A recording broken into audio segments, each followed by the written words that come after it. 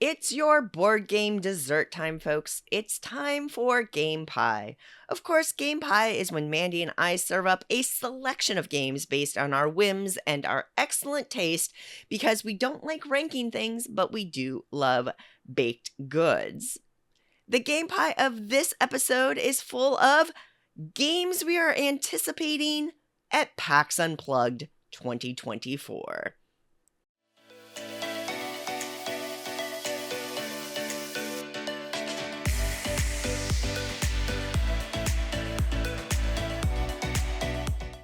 Because, Mandi, PAX is now. By the time this drops, PAX is happening tomorrow. Woo! That's true, actually. Very timely.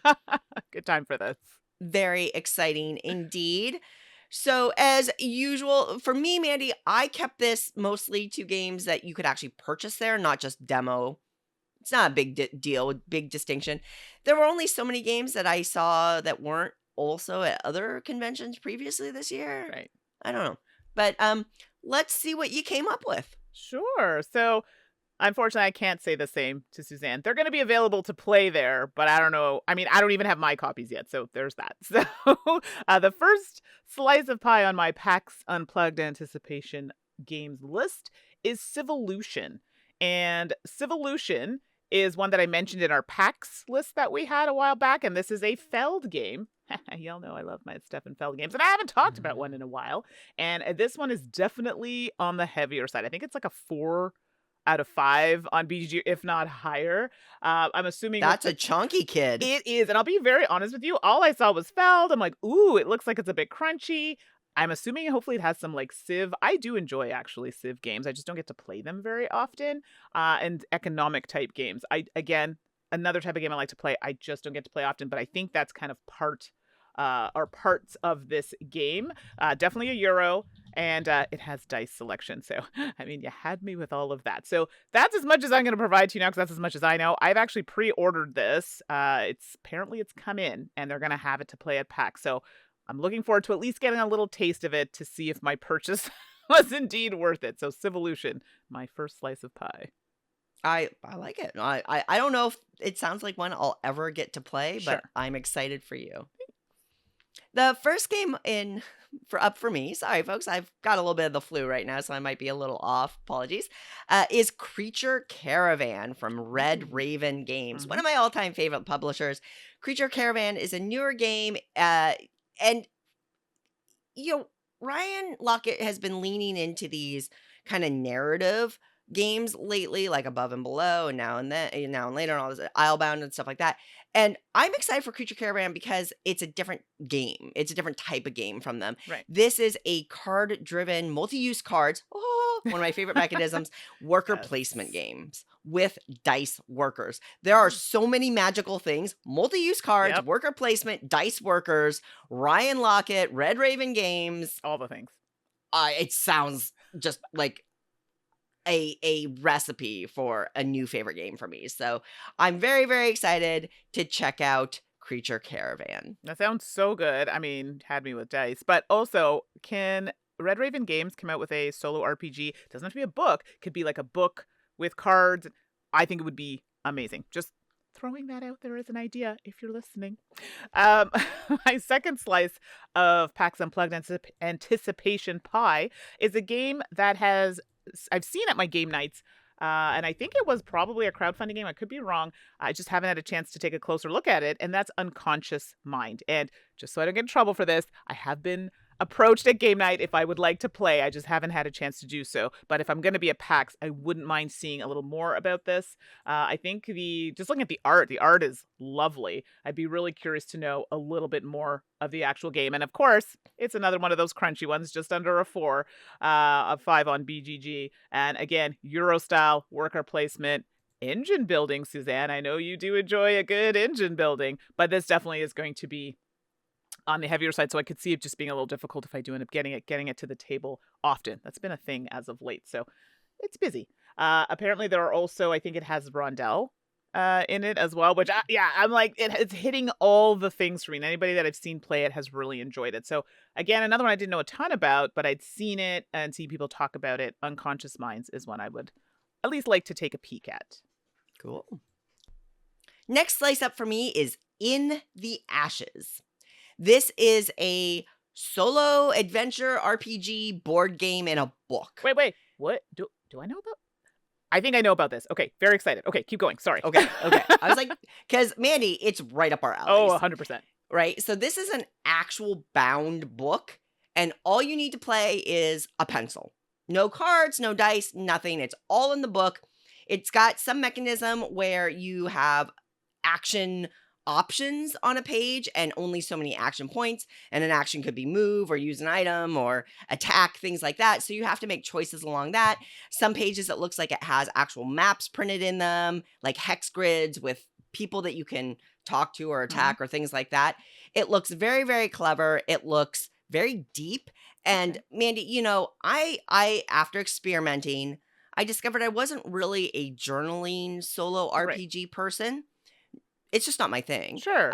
Nothing wrong with it. But the more choose your own adventure kind of things, I really enjoy. This one looks like it goes even harder to exactly the kind of solo book game I will enjoy. So that is In the Ashes, and this is from Devere Games. Okay, I think I just forgot about it, but I'm glad you reminded me because this is so up our alley. Can't wait it's to see more about that. Really, yeah. So I know this next game I'm going to talk about, I know Suzanne has talked a lot about games from this publisher, Looping Games, and this one came across my page. I was like, oh, this looks like it could be fun. And I think the original title is La Vuelta al Mundo en 80 días, Around the World in 80 Days. Sorry, I had to say it in Spanish because I haven't spoken Spanish in so long. I was like, that made me feel really nice. Whether it was good or not is a whole other thing. But this game I had not seen before, and I could have sworn that we had gone through the list and covered all these things previously, but this one I didn't know. And it's only like a 30-minute game, but it's literally a game about planning your route around the world using tickets, and you're looking at pricing, distance, duration.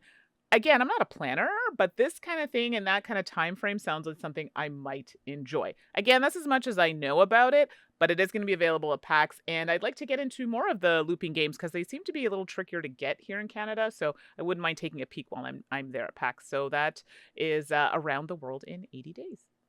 Ooh, exciting. All right, next slice up for me, Fuego. This is a trick-taking game.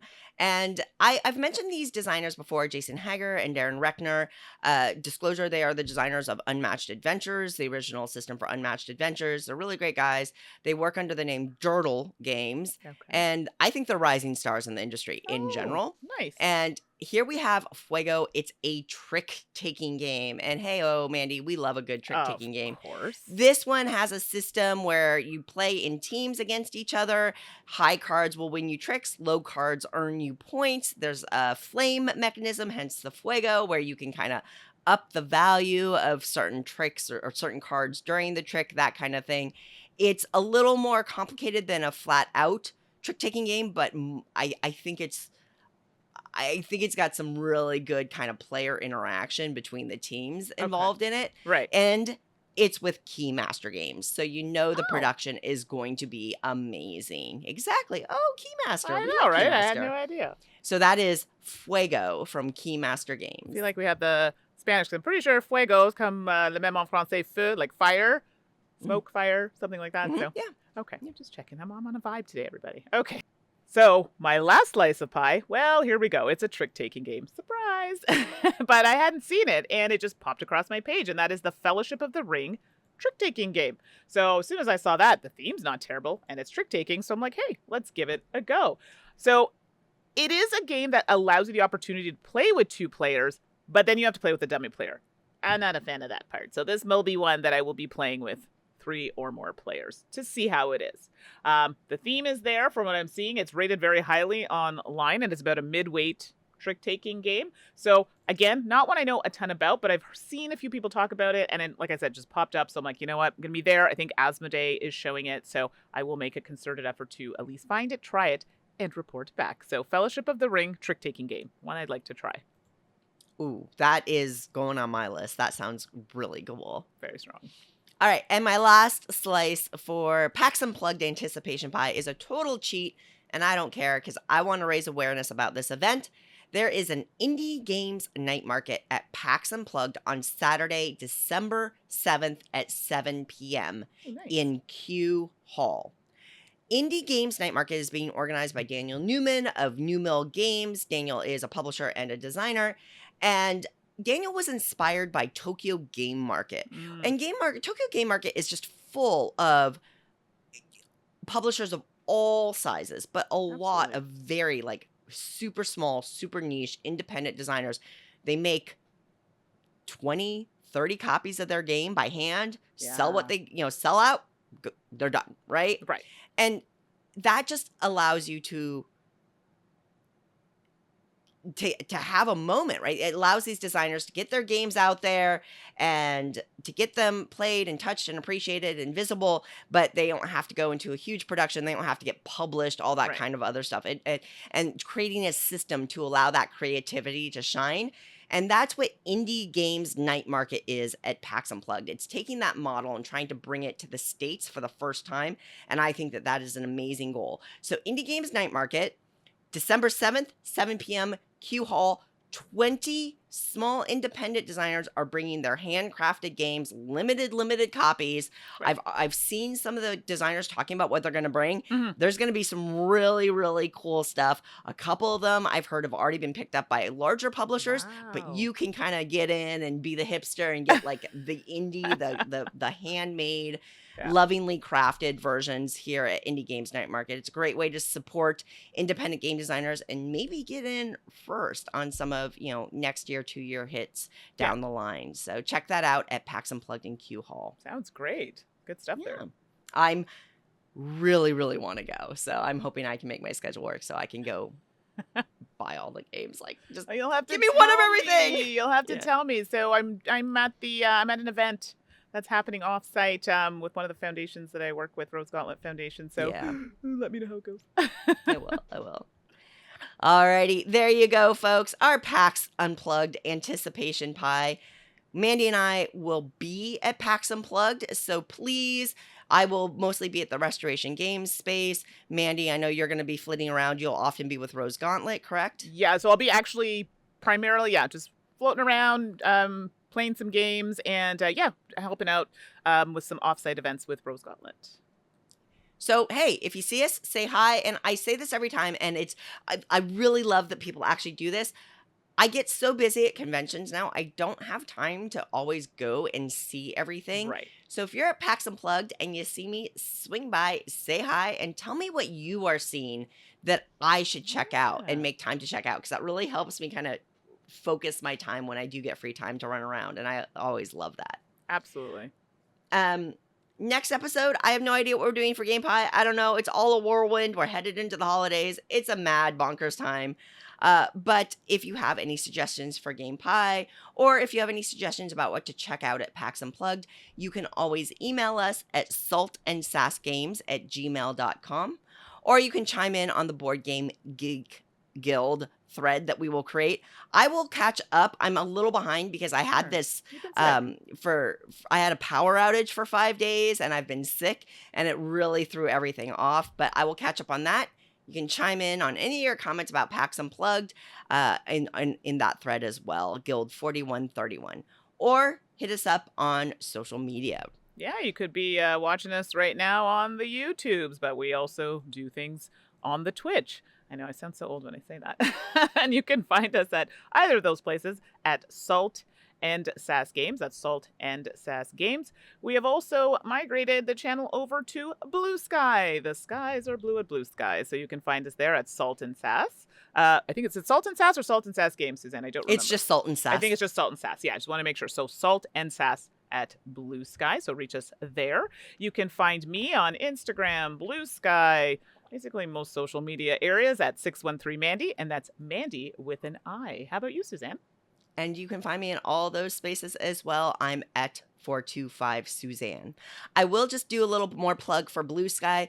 If you are thinking about jumping on, Mandi has created a starter pack full of creators of solo RPG makers, which is really, really great. I have created a starter pack of board game publishers, their official accounts. So when you get on Blue Sky and you're looking like, how do I find the people I want to listen? You might want to check out our accounts and then look at our starter packs, because those kind of help you find the other accounts that you want to look for there. The starter packs are a great idea. I love those. Yeah, it's really good. And now all the other platforms like Threads is copying it. And I'm like, whatever.